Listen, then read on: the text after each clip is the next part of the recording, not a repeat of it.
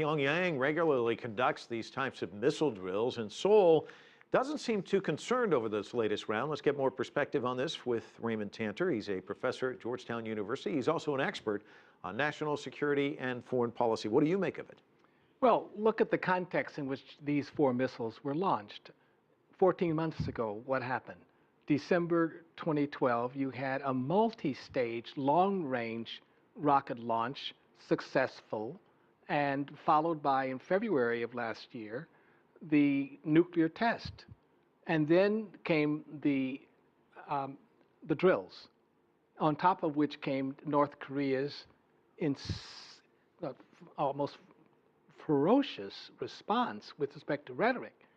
North Korea threatened to launch preemptive nuclear strikes against both the United States and the South. It said that the armistice of 1953 was null and void, and it issued all kinds of other threats. So these 4 missiles landing are much of less consequence than last year when in May of 2013, 6 short-range missiles were launched. And so do you see this as basically it's a signal, we're not crazy about this, just like they weren't obviously very happy about this last year, or an attempt, which you've brought up in the past, to kind of gin things up, get international reaction, maybe get some food aid, that sort of thing? You talk about this vicious cycle that everyone seems to be in. Do you think that this is just another, I guess, another chapter in that book, so to speak? There's a lack of transparency between North and the South.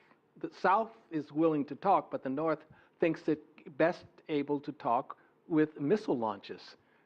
You know, if you can pick up the telephone, it's much easier among developed countries than launching missiles at one another.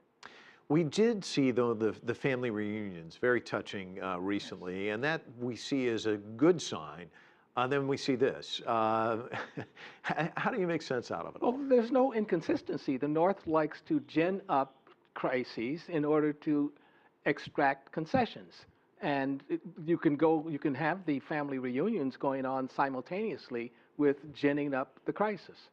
But the crisis is not being ginned up. No one's really reacting. But can we look at the reunions and say, hey, maybe there's some groundwork that the 2 countries can come together and actually, could be a framework there, or is they're just too unpredictable? Optimistic, Mike. It's a little too much. You don't see it? I don't see it. I see the history repeating itself, where next year Kim Jong-un might decide to gin it up a little more than he has this year, because no one seems to be reacting. But remember, last year, stealth bombers were used in the drills to simulate an attack on North Korea.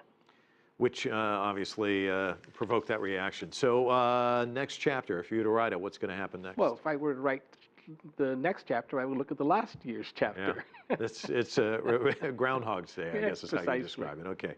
Well, Raymond, always a delight to talk to you. Thanks so much for coming in.